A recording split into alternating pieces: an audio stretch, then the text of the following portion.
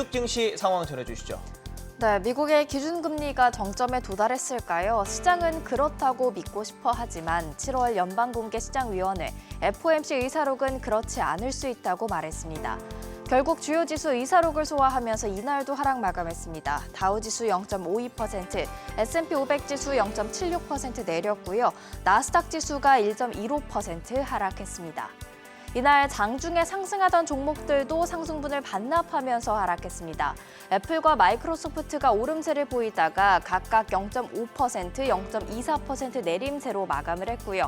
아마존 전장에 이어서 탑5 중 가장 큰 하락률 기록했습니다. 1.9% 가까이 내렸습니다.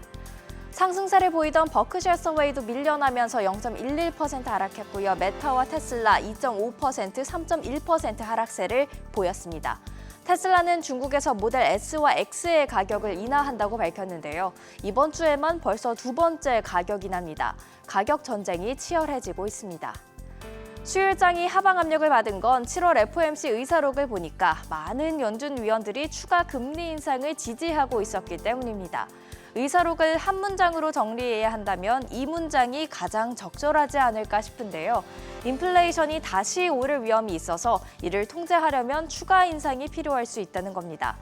최근 소비자 물가지수, 생산자 물가지수를 보면 대체로 상승세가 둔화하고 있긴 하지만 그 속도가 더딘데요. 노동시장과 소비는 또 여전히 강합니다. 유가가 다시 오를 것이란 전망도 있고요.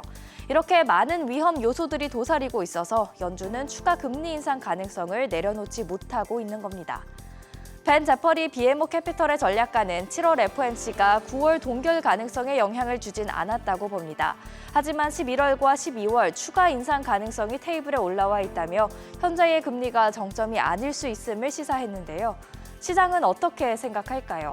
CME 패드워치를 통해서 보면 9월 기준금리 동결 가능성 88.5%로 반영이 되어 있습니다. 의사록을 확인하기 전후에 큰 차이가 없습니다. 11월 또는 12월에 금리가 인상될 가능성 각각 37%, 34.2%로 반영이 돼 있는데요. 전날보다 조금 오르긴 했지만 여전히 동결 가능성이 59.2%, 57.4%로 더 높습니다.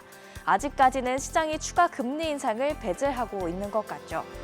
9월 FOMC 전까지 중요한 일정으로는 잭슨홀 미팅이 있고요. 또 8월 고용 보고서가 나올 예정이고 8월 소비자 물가지수도 예정이 돼 있습니다. 이 지표들을 확인한 뒤 연준 위원들이 인플레이션이 2%로 다가서고 있다는 확신을 얻을 수 있을까요? 함께 지켜보시죠.